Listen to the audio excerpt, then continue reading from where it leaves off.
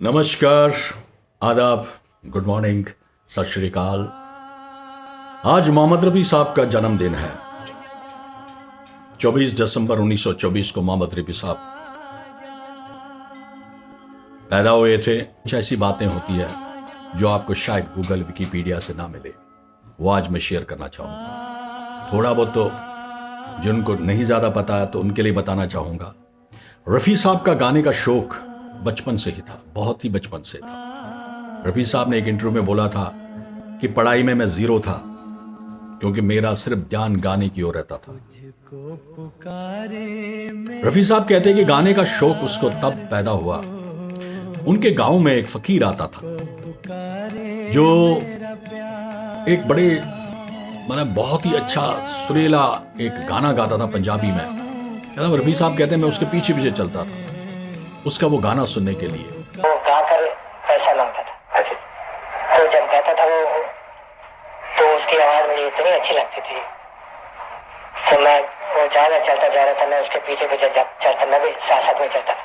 क्या गाता था? तो गाना वो पंजाबी में है, मैं आपको सुनाता हूँ। उसके बोल है उसके खेदन दे दिन चार निमाए, खेदन दे दिन चार। तो मैं उसको आपको थोड़ा अगर खुशी करता हूँ ट्यून में सुनाता हूँ। खेदन दे दिन चार निमाए, खेदन दे दिन चार। उस फकीर को वहां बेचता था कुदरत के रूप में, और रफ़ी साहब को प्रेरणा दे रहा था कि तुम्हारा असली जो मकसद है वो है गानों की ओर। और रफ़ी साहब उस गाने को सुन के उनको गाने का बहुत ज़्यादा शौक पैदा हुआ।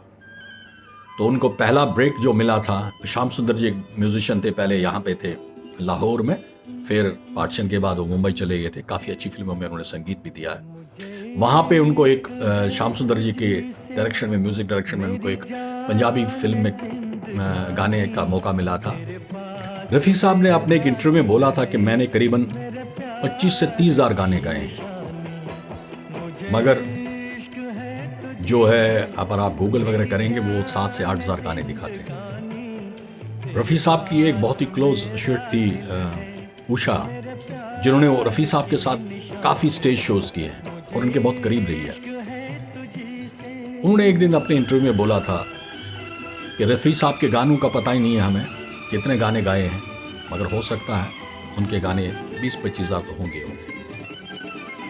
रफ़ी साहब बहुत सादे से सीधे से इंसान थे, बहुत ही सिंपल टाइप के इंसान थे, दिल से भी बहुत नेक दिल। एक इंटरव्यू में उनके बेटे का मैंने सुना था, उनके बड़े बेटे जो है, उन्हें बोला था कि एक दिन रफ़ी साहब घर आए तो बड़े खुश थे। तो हमने पूछा अब्बाजान क्या बात है, आज बड़े खुश थे? तो कहता है कि आपको पता आज हमारी रिकॉर्डिंग में कौन आया था? उन्होंने सोचा कि बहुत बड़े कोई, कहते राज कपूर साहब आए थे हमारी रिकॉर्डिंग। तो उनके बेटे ने हंस के बोला अब्बाजान आपको नहीं पता कि आप क्या हो। राज कपूर साहब यही बात कह रहे होंगे आज मैं रफ़ी साहब की रिकॉर्डिंग में गया था। ये था उनका रफ़ी साहब का नेचर। वो जिस मुकाम पे थे उस टाइम, कोई भी होता तो दिमाग खराब हो जाता। वो कहते हैं कि उनका दिल एकदम पसीज जाता था जब देखते थे कोई बहुत दुखी है। एक कहानी और सुनी थी मैंने रफ़ी साहब की, जहां वो कहते हैं वो किसी घर में पैसे भिजवाते थे, बाई मनी ऑर्डर उन दिनों होता था। जब रफ़ी साहब की अचानक डेथ हो गई सिर्फ 55 साल की एज में, 31 जुलाई 1980 में, तो उनको तब तक नहीं पता था कि रफ़ी साहब की डेथ हुई है। वो शायद लाहौर में कहीं पे थे। तो उन्होंने फिर, बहुत गरीब फैमिली थी, उनका गुजारा सिर्फ रफ़ी साहब के जो पैसे बेच रहे मनी ऑर्डर, जो किसी को नहीं पता था, सिर्फ उनके सेक्रेटरी को पता था जो वहाँ पे पैसे बेचते थे। तो उनकी बीवी को पता चला तो उन्होंने उनको कंटिन्यू किए वो पैसे भेजे। इसी तरह के बहुत सारे किस्से हैं। ऐसा नहीं कि वो हमेशा सीरियस भी रहते थे। वो कहते हैं कि एक बार जब उनके साथ एक रिकॉर्डिंग चल रही थी, मतलब जो करने के भी बहुत ज़्यादा शौकीन कभी कभी होते थे। पहली बहुत नई नई जो सिंगर आई थी उस टाइम, क्या नाम था, मुबारक बेगम। तो उनके साथ पहली रिकॉर्डिंग रफ़ी साहब कर रहे थे। तो वहाँ एक तबला बजाने वाले भी थे जिनको मुबारक बेगम जी का गाना बड़ा अच्छा लग रहा था। गाना था, हमको अपने गले लगा लो ऐ मेरे हमराही।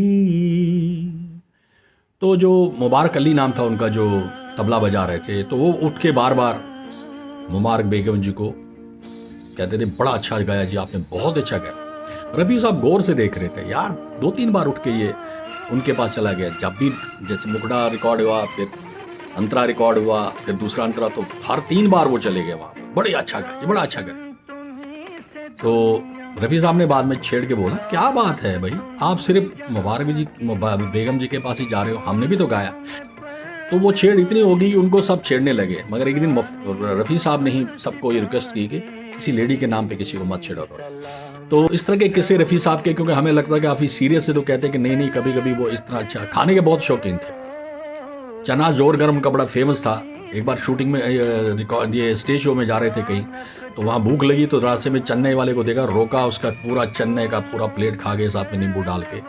क्योंकि पंजाबी थे तो खाने का बहुत शौकीन थे, उस मामले में बहुत ज़्यादा शौकीन थे। इसी तरह उनके बहुत सारे इस तरह के किस्से। रफ़ी साहब की कंघी एक बड़ी मशहूर थी, जो मेरी भी मशहूर है। उनकी कंघी का एक किस्सा इस तरह है, कहते हैं कि जब रिकॉर्डिंग खत्म हो जाती तो रफ़ी साहब सेटिस्फाई हो जाते थे कि मैंने अच्छा गाना गाया और पूरा हो गया, तो उनके जेब से कंघी निकलती थी और वो अपनी कंघी करते थे। तो सब देखते थे कि रफ़ी साहब जो है सेटिस्फाई हो गए कि गाना अच्छा है। एक बार शंकर जयकिशन जी के एक गाने पे म्यूजिक चल रहा था, बड़ा टफ गाना था, ओ मेरे शाह खुबा, ओ मेरी जान है जानाना। इस गाने की रिकॉर्डिंग हो रही थी। तो रिकॉर्डिंग 1-2 बार हो गई, रफ़ी साहब को लगा बहुत अच्छी रिकॉर्डिंग होगी, उन्होंने जेब से कंघी निकाली। तो जैसे जेब से उन्होंने कंघी निकाली और जितने भी म्यूजिशियन वगैरह थे उन्होंने वाइंड अप करना शुरू कर दिया।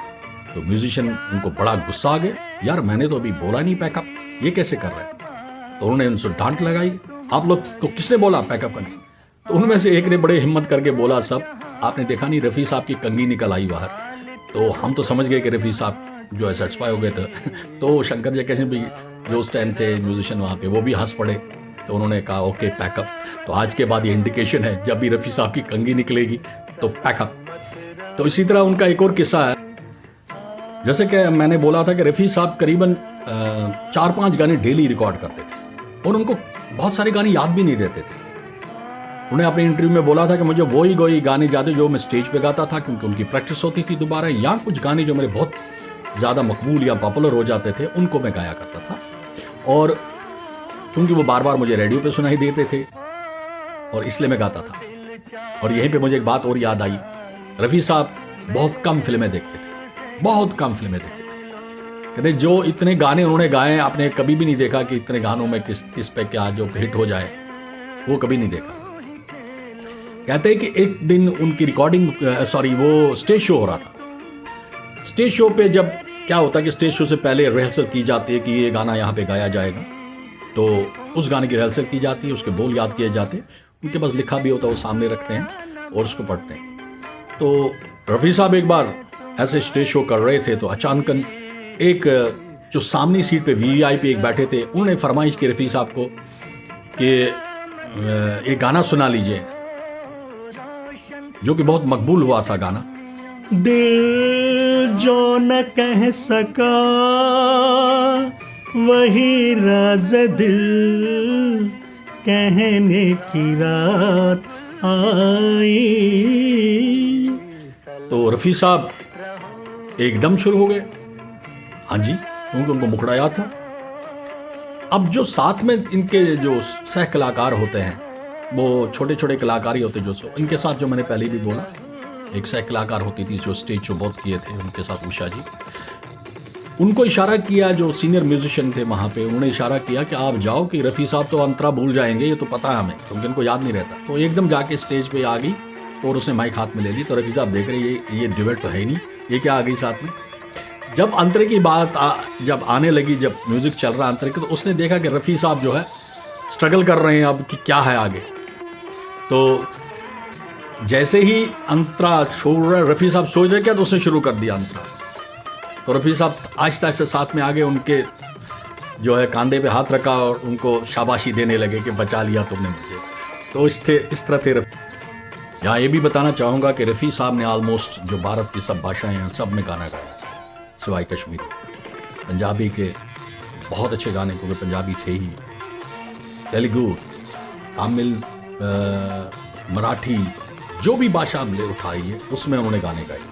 शायद ही कोई ऐसी भाषा है जहाँ पे रफ़ी साहब ने, लोगों को शायद नहीं पता होगा कि रफ़ी साहब को एक्टिंग का भी बहुत शौक था।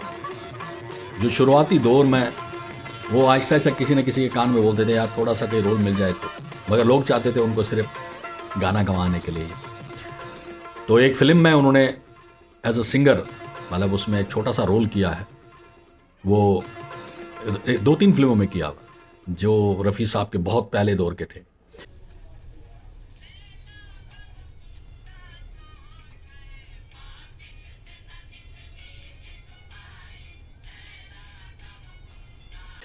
रफ़ी साहब जो मुतासिर थे पहले सिंगिंग में, वो केएल साहब, सहगल साहब के थे, पंकज जी थे उस टाइम बड़े मशहूर सिंगर, क्योंकि उनका जो सबसे हिट गाना, वैसे हिंदी फिल्मों में जो उन्होंने पहला गाना रिकॉर्ड किया था अगेन श्याम सुंदर जी के जो म्यूजिशियन थे उनके अंडर किया था, और उसके बाद जो गाँव की गोरी शायद फिल्म का नाम था, उसके बाद उनका जो है नूर जहाँ उस टाइम बहुत टॉप की सिंगर थी, उनके साथ उन्होंने जो एक गाना रिकॉर्ड किया था, जो क्योंकि उस टाइम मुकेश को देख लीजिए, उनका पहला गाना दिल जलता है तो जलने दे, इस तरह के जो भी उस टाइम, इवन हमारे किशोर दा, वो भी सहगल साहब को नकल करते थे उस time. Sahgal was a very great and मतलब उससे मशहूर सिंगर थे, उनका इन्फ्लुएंस रफ़ी साहब पे भी था। तो उन्होंने जो पहला गाना रिकॉर्ड किया था, यहाँ बदला वफा का बेवफाई के सिवा क्या है, ये नूरजहां जी के साथ उन्होंने गाना किया। उस गाने से इनको बहुत ज़्यादा मतलब शोहरत मिली, और उसके बाद उन्हें पीछे नहीं देखा। और सबसे ज़्यादा अच्छी जो आवाज़ शूट करती थी रफ़ी साहब की, वो शमी कपूर साहब को करती थी। माशा दें कि जानी, हमारे जानी राजकुमार साहब जो है, वो बहुत कम लोगों को बहुत ज़्यादा मतलब इज्जत करते थे, कदर करते थे, हर किसी को जानी बुलाते थे, क्योंकि उसने अपने कुत्ते का नाम जानी रखा हुआ था। ये भी उनका बहुत ज़्यादा उस मामले में बहुत थे। पर रफ़ी साहब को बहुत, क्योंकि उजाला फिल्म आई थी जिसमें शमी कपूर भी थे, उस फिल्म से उनको जितना रफ़ी साहब का वो हुआ था कि वो हमेशा बहुत इज्जत करते थे। वो कहते कि इस जैसा ये तो देवता इंसान है। तो जानी जब ये बोले तो खुद समझ सकते हैं कि रफ़ी साहब की शख्सियत एज अ पर्सन कितनी अच्छी थी, और रफ़ी साहब एज अ सिंगर तो हम जानते ही है। शादी कहते हैं कि रफ़ी साहब की 2 शादियां हुई है, बट रफ़ी साहब के मैंने जितने भी इंटरव्यूज देखे, सब कुछ देखा, उनमें उन्होंने सिर्फ एक शादी का जिक्र किया है। और बड़े इंटरेस्टिंगली एक जगह बोलते हैं, तो जब उसको पूछा गया कि आपकी लव मैरिज थी कि आपकी अरेंज मैरिज थी, वो कहता ना लव मैरिज थी ना अरेंज मैरिज थी, कहता मेरी बीवी ने मुझे पसंद किया था, मगर अफसोस भगवान को भी वो बहुत जल्द चाहिए थे, इसलिए 55 साल की उम्र में, सिर्फ 55 साल की उम्र में रफ़ी साहब को अपने पास बुलाया। ऐसे पल कुछ हो सकता जो बातें आप लोगों ने रफ़ी साहब के नहीं सुनी थी, जो आपके सामने शेयर की है।